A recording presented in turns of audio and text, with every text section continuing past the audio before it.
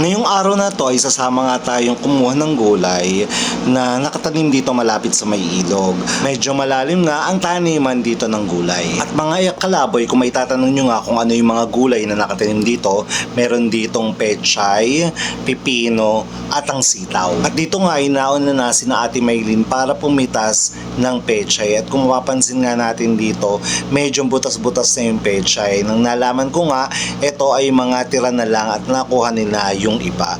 Kaya ganyan yung mga itsura ng pechay na makikita nyo dito. At ang kagandahan nga dito ay malapit ito sa ilog, so madali lang magdilig ng mga halaman dito. Parang may kinakain ng insekto.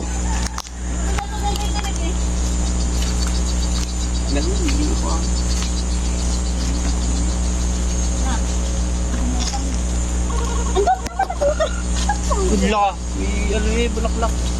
Mamumura. At sa bandang dito nga mga kalaboy, makikita nyo na may mga tanim ng pipino.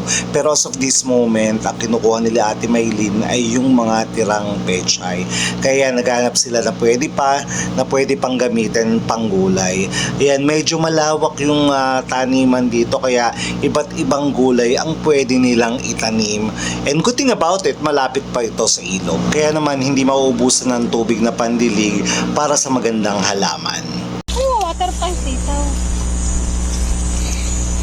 Para tayo nasa beach Walang tubig.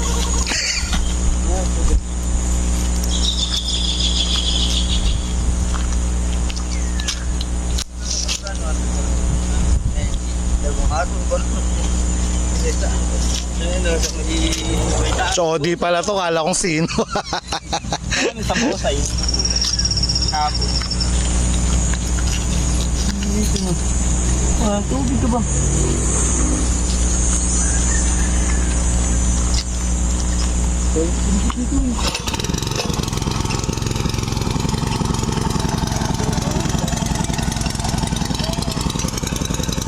Ano ba yan?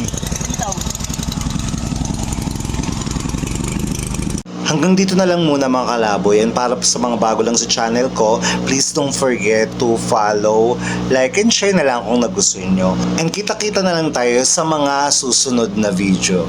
Bye!